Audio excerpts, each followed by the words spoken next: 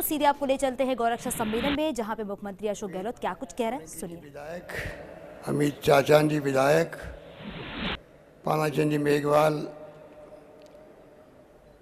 विधायक और निर्मला बहन विधायक, सुनील परियार जी, विश्राम मीणा जी और हमारे प्रिंसिपल सेक्रेटरी गोयल साहब, डॉक्टर वीणा प्रधान जी और तमाम हमारे उपस्थित संतगण और गौ रक्षा सम्मेलन में आए हुए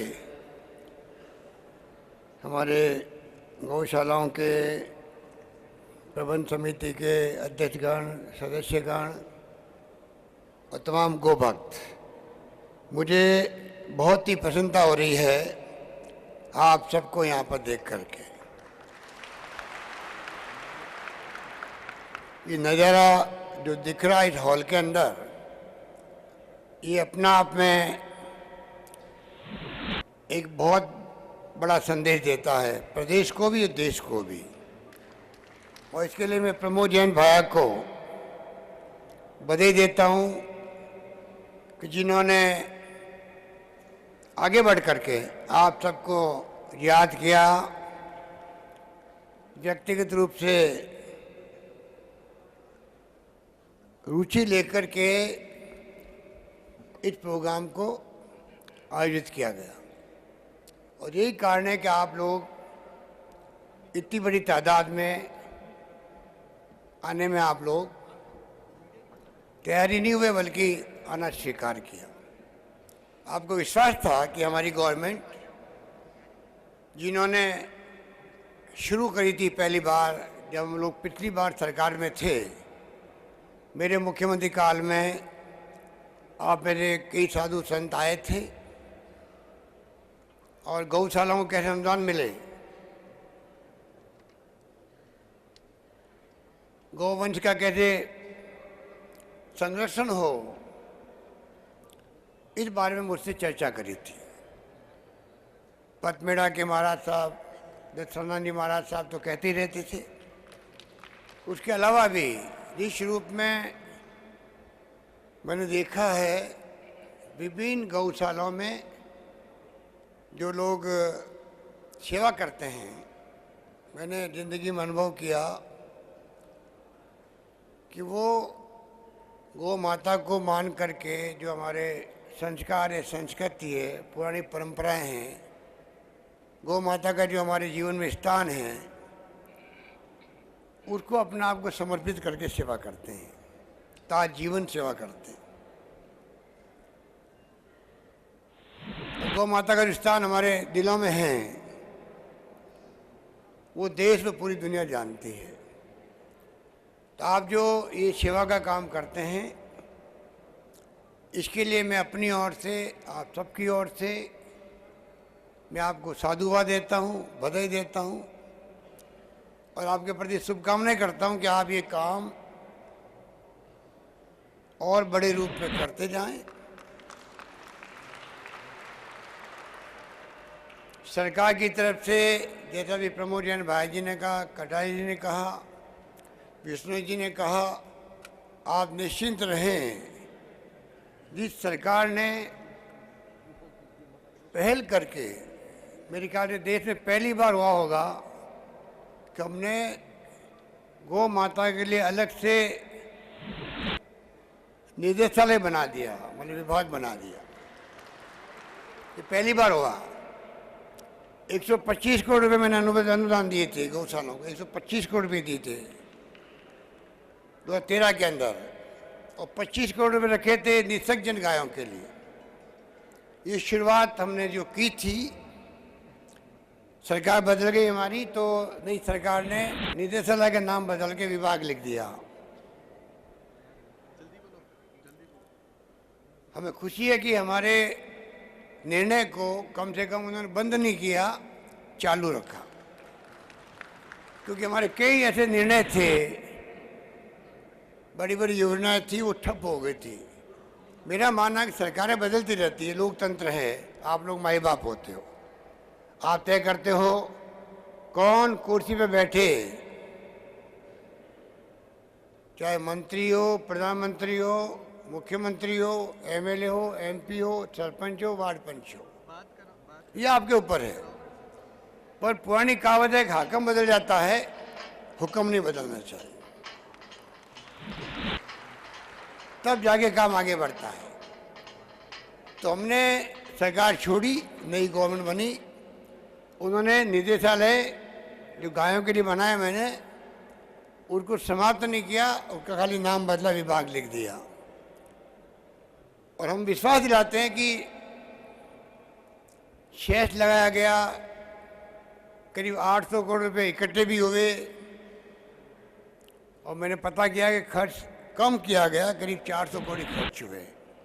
मैं चाहूँगा कि जो आपकी मांग है, प्रति पशु जो अभी पैसा मिलता है वो बहुत कम पैसा मिलता है, उससे गायों का भला नहीं हो सकता है। 32 रुपये और 16 रुपये, ये एक गाय चाहे छोटा पशु हो चाहे बड़ा पशु हो, उसका पेट भरने के लिए संभव नहीं है। इस बात का एहसास मुझे, मेरी सरकार को भी है। आप निश्चिंत रहें, मैंने विभाग के अधिकारियों को कह दिया है कि पूरी तरह परीक्षण करके हम जल्दी फैसला करेंगे कैसे ये राशि इतनी बढ़ाई जाए जिससे कि गाय का पेट भर सके, तब जाके गाय का भला होगा।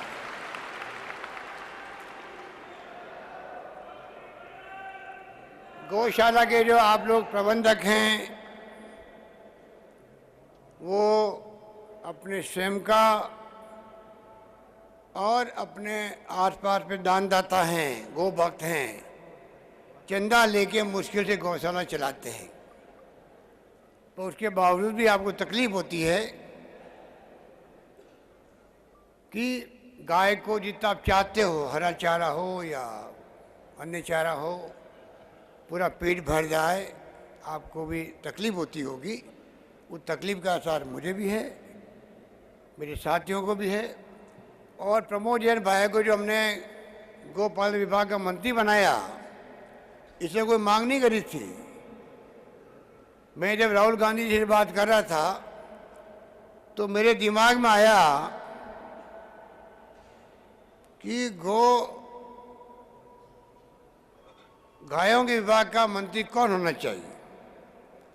तो मैंने इनको काम को देखा 12 के अंदर, 10 साल पहले। ये गौशाला चलाते हैं, ये और इनकी धर्मपत्नी उर्मिला जी पूरी तरह समर्पित है गौशाला के लिए। शानदार गौशाला बनाई वहाँ पर, और गायों की सेवा करते हैं, जो कि तेरी सेवा होनी चाहिए। गायों की सेवा में, चाकरी में कमी नहीं रखते हैं। तो मैंने कहा इस काम के लिए उपयुक्त जो मंत्री प्रमोद जैन भाई होगा, इसलिए इनको बनाया गया। और ये आज आपका नज़ारा बना करके इन्होंने सिद्ध कर दिया कि मेरा निर्णय बिल्कुल सही निर्णय था इनके पक्ष में। तो आप निश्चित मान के चलें, शुरुआत भी हमने करी अनुदान देने की। अकाल सूखा पड़ गया 6-7 जिलों के अंदर, वहाँ भी हमने चारा के डिपो खोलने का, गायों के कैंप खोलने का हमने निर्णय किया है। जल्दी वहाँ ये काम प्रारंभ होगा, ये मैं विश्वास दिलाता हूँ आपको। इस संवाद का जो कार्यक्रम रखा गया है, अपने आप में ये बड़ी उपलब्धि है। आपके साथ संवाद करके आपने जो ज्ञापन दिए हैं, उन ज्ञापन के माध्यम से सुझाव आएंगे। मैं आपको यकीन दिलाता हूं कि प्रमोद जैन भाई जी अपने विभाग में तमाम सुझावों का जो संवाद हुआ, उसकी भावनाओं का, आप सबकी भावनाओं का, साधु संतगण हमारे पूजनीय यहाँ बैठे हुए हैं, उनकी भावनाओं का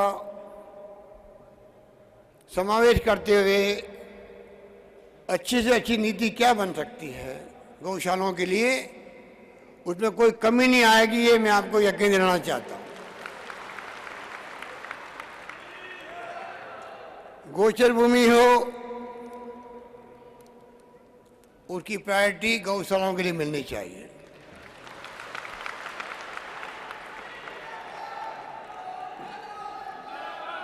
गोचर भूमि और चरागाह भूमि, मैंने सुना है कि कोई ऐसा मेरी जानकारी में नहीं आ पाया पहले कि उसको गोचर और चारागाह के अलावा बेचने का कोई निर्णय हुआ होगा बहुत पहले। मैं उसको दिखवा रहा हूँ, मुझे अभी अभी लालचंद कटारिया जी ने कहा था, तो मैं उसको दिखवाऊंगा। और ये मेरा मानना है कि हमारे बाप दादाओं ने आज़ादी के पहले से ही सोच समझ करके पशुधन के लिए चरागाह भूमि और गोचर भूमि का जो प्रावधान किया वो सोच समझ के किया गया होगा। आज भी हमारी कोर्ट कचहरी भी कहती है कि उसका संरक्षण होना चाहिए, और आप सब सहमत होंगे कि गोचर भूमि का संरक्षण हो, उसको बढ़ावा मिले, और पशुधन हमारा जो है, चाहे वो गाय हो, भैंस हो, बकरी हो, ऊँट हो, कोई भी हो, उनको तकलीफ नहीं होनी चाहिए। इसीलिए हमने, आपको याद होगा, पिछली बार में मुख्यमंत्री था तब हमने निःशुल्क दवा योजना प्रारंभ की थी मनुष्यों के लिए। मुफ्त हमने जांचें शुरू करी थी, डायलिसिस की भी, सोनोग्राफी भी, खून की जांच, और हमने पशुओं का भी ख्याल रखा। और पशुओं के लिए हमने निःशुल्क दवा योजना शुरू की थी, आपको याद होगा, पहली बार देश में हुआ वो। हमने कहा, हमारे ऊपर कई बातें की जाती थी, ये तो जो दवाएं फ्री हो रही है, जांचें फ्री हो रही है, 1 रुपये किलो गेहूँ दिया जा रहा है, जितनी हमारी अच्छी स्कीम थी उसको हमारे विपक्षी लोगों ने बदनाम भी किया। ये तो रेवड़ियाँ बट रही है। मैंने कहा कोई रेवड़ी नहीं बट रही है, हमारी जनता का अधिकार है लोकतंत्र में, सोशल सिक्योरिटी, सामाजिक सुरक्षा देना सरकार का कर्तव्य है प्रत्येक इंसान को। कोई आदमी भूखा नहीं रहे, भूखा नहीं सोए, रोटी कपड़ा मकान उनका अधिकार है, वो हम देने का प्रयास कर रहे थे। और मैंने कहा उस वक्त में कि आप कहते हो रेवड़ी बढ़ रही चुनाव जीतने के लिए, तो पशुधन तो गाय भैंस बकरी तो हमें वोट देती नहीं है, हमने उनकी दवाई फ्री करी, ये नहीं बोलना चाहिए। इस रूप में हमने तमाम फैसले जन कल्याणकारी थे वो किए, आप सबकी जानकारी के अंदर उसको है। इसलिए मैं कहना चाहूँगा कि गौशालाएं आत्मनिर्भर बने, स्वावलंबी बने। सरकार की भी एक सीमा होती है, और जो सरकार के साथ में समाज सहयोग करता है तो जाके कोई भी परियोजना ज़्यादा कामयाब होती है। सरकार अगर गौशाला खोल दे और आप यहाँ बैठे हुए हो, गोबर आपका इन्वॉल्वमेंट नहीं हो, तो सरकारी कर्मचारियों के आधार पर गौशाला कभी नहीं चल सकती है। इसका मायने हुआ आपका गौ रक्षण में, गौ संरक्षण में, गायों की सेवा करने में जो आपका योगदान है वो अमूल्य है, उसकी कोई कीमत नहीं हो सकती। इसलिए हम चाहेंगे अल्टीमेटली गौशालाएं आत्मनिर्भर बने। कई गौशालाओं में दुधारू पशु भी होते हैं, दूध भी देते हैं, घी बनता है, डेयरी बनाई गई है तो उसका अपना अलग उपयोग है। गौशाला कई दूध भी और घी भी बेचती भी है। हमारा प्रयास होना चाहिए कि हम गौशाला चलाएं तो इस प्रकार का मैनेजमेंट करें जिससे कि सरकार भी सहयोग करे, समाज भी सहयोग करे, और हमारी अपनी आमदनी भी हो, जिससे कि गौशाला आत्मनिर्भर बने और आपको काम करने का आपकी हौसला अफजाई भी हो। इस रूप में मैं समझता हूँ कि हमको आने वाले वक्त में काम करना है। आवारा पशु की बात की जाती है, ये समस्या बहुत बड़ी समस्या है। आप में से कई लोग किसान होंगे, आपने देखा होगा कि आवारा पशु को आम जनता भी कई बार शिकायतें करती है, क्योंकि कई बार एक्सीडेंट होते हैं, गायों को भी चोट लगती है, कई बार गाय मर जाती है, बछड़ा मर जाता है, कई बार मनुष्य मर जाता है। ये समस्या रहती है। अभी प्रमोद भाई बोल रहे थे, जिनका संकल्प है कि वो समस्या का कैसे समाधान हो। हम आपका सहयोग भी चाहेंगे, आपने सुझाव दिया उसको हम देखेंगे। हम चाहेंगे कि कोई ऐसे तरीके निकालें जिससे कि गौ पशुपालकों को भी, जो दूध देती गाय तब तक तो उसकी घर में रखते हैं, दूध नहीं देती तो छोड़ देते हैं, ये अच्छी बात है। जब गौ माता को हम माता मानते हैं तो माँ को कैसे छोड़ सकते हो आप, दूध नहीं देते तो कैसे छोड़ सकते हो। हमें चाहिए कि उसकी देखभाल करना हमारे कर्तव्य है। सरकार योजना सी बनाएगी तो कैसे ऐसे पशु को, अगर दूध नहीं देती है, परिवार की कैपेसिटी नहीं है, कोई रास्ता निकाले, गौशाला में उनको भेजे। अनुदान सरकार दे रही है, थोड़ा अनुदान वो खुद दे, परिवार वाले सरकारी अनुदान, गौशाला के प्रबंधक सेवा करते हैं वो सहयोग खुद कंट्रीब्यूट करे, अपनी गाय को भेजे गौशाला में, कुछ कंट्रीब्यूट वो करे, कुछ सरकार करे, कुछ प्रबंधक करेंगे तो तकलीफ गाय को नहीं आएगी। गाय अगर फिरती आवारा गलियों में, चारा मिलता नहीं है तो क्या क्या वो घास फूस खाती है, आपको मालूम है कितनी तकलीफ में रहती होगी। उनकी तकलीफ को भी हमें, जो गौशालाएँ में गाय नहीं रहती है, आवारा फिरती है गली मोहल्ले के अंदर, उस पर क्या बीतती होगी। एक जब जो गौशाला में आ गई, उसके लिए हम अपनी जान लगा रहे हैं, और दूसरी तरफ वही गौवंश, वही गायें गली मोहल्ले में फिर करके कचरा खाती है, उसको हम कैसे देख सकते हैं। तो पूरे समाज का ये कर्तव्य है, हम उन गायों को कैसे संभालें, साथ संभाल लें। खेतों में कई बार नुकसान होता है, कई पशुधन का, उनके लिए कोई प्रबंधन करें। और मैं चाहूँगा कि प्रमोद भाया की जो सोच है वो सोच आगे बढ़ेगी, और कोई ऐसी योजना बने राजस्थान भर के लिए, किसानों को भी हमारा पशुओं की तकलीफ नहीं हो। रोजड़ों की तकलीफ बहुत बड़ी है उनके सामने, वो नील गाय कहलाती है, उससे तकलीफ नहीं हो। गायों की हम लोग और ज़्यादा सेवा कर सकें, और ये तभी संभव है तब हम लोग सब मिलकर के इन कामों को आगे बढ़ाएं। इसलिए मैं आपको कहने को तो बहुत सारी बातें हैं, किस प्रकार गोवंश में भूल प्रत्यारोपण के माध्यम से अच्छी नस्ली गायें पैदा हो, ये तमाम हमारी योजनाओं में है। विभाग इसको दिखवा रहा है, मुझे कहने की आवश्यकता नहीं है। नंदी गौशालाएँ खोलने की बात है, जिलों के अंदर निराश्रित पशु जो हैं, अपंग हैं, वृद्ध हैं, उनके लिए सरकार योजनाएं बना रही है। इस प्रकार से आज जो पुरस्कृत किया गया है, उन तीनों गौशालाओं को मैं बधाई देना चाहूँगा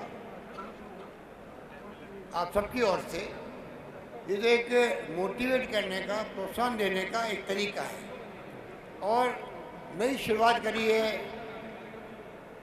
पहली बार समाज का प्रोग्राम रखा गया है, ये भी अभिनव प्रयोग है। मेरे ख्याल से देश में कहीं पे भी इतना बड़ा रूप में गायों को लेकर के समाज पहली बार हो रहा होगा, इस बात की मुझे फक्र है, गर्व है, खुशी है।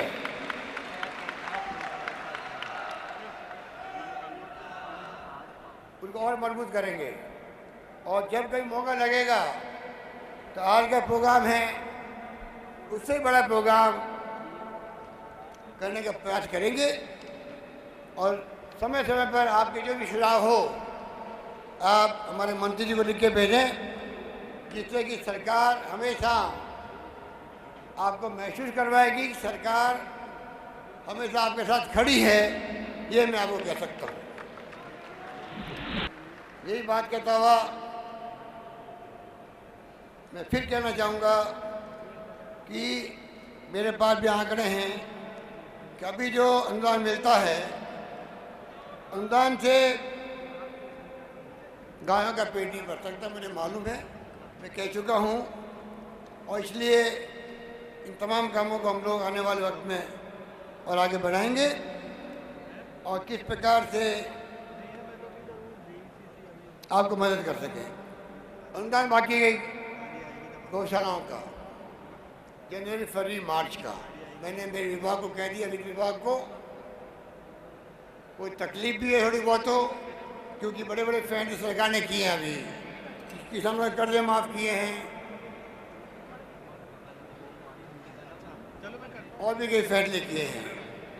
इसलिए मैंने कहा कि आप गौशालाओं का जो अनुदान है उसको अब रोको मत और जल्दी उसको रिलीज करें, जिससे कि आपको सहयोग मिल सके। ये काम भी हम जल्दी करवाएंगे, अनुदान आपको जल्दी मिलने लग जाएगा। ये मैं आपको आश्वासन देता हुआ आपको मैं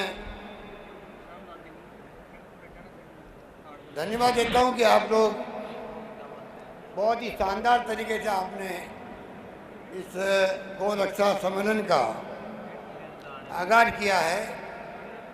और जो हमारे यहाँ पर व्यापारी हैं, उद्योगपति हैं, समाज सेवी हैं, दो पैसा कमाने वाले लोग हैं, उन सबको मैं आह्वान करूँगा तो वो अपने काम धंधे के साथ साथ में गौ रक्षा के लिए भी आगे आएं, गौशालाओं को अनुदान दें, समय समय पर उनकी इमदाद करें, मदद करें।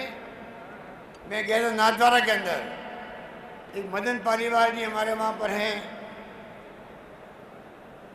मिराज के आइटम भी आते हैं। उनकी खुद की गौशालाओं में देखा,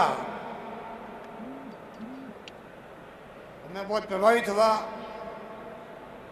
मुरारी बापू भी वहाँ आए थे। पर एक उद्योग धंधा करने वाले की रुचि गौशाला में हो, ये अच्छी बात है। ऐसे कई लोग आगे आएंगे तो मैं समझता हूँ कि आप लोगों का काम आसान हो जाएगा। यही बात कहता हूँ मैं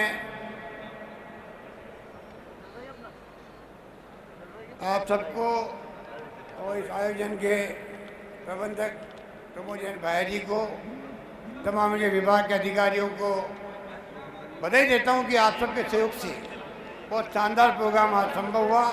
धन्यवाद। जय हिंद। बहुत बहुत धन्यवाद माननीय मुख्यमंत्री महोदय, आपके ओजस्वी विचारों से हम उत्प्रेरित हुए। मैं स्थानीय विधायक महोदय। तो अभी आप सीएम अशोक गहलोत को सुन रहे थे, जिन्होंने गौपालन विभाग की ओर से वहां पे लोगों को निर्देश भी दिए और साथ ही यहाँ पे कई बड़ी घोषणाएं भी की हैं उन्होंने। साथ ही ये सरकारी यानी कि पहली बार सरकारी स्तर पर इतने बड़े आयोजन किए गए हैं जहां पे गौरक्षा को लेकर कई तरह के दिशा निर्देश भी दिए गए। साथ ही लोगों के योगदान को भी इन्होंने धन्यवाद दिया है कि गौरक्षा पालन में आप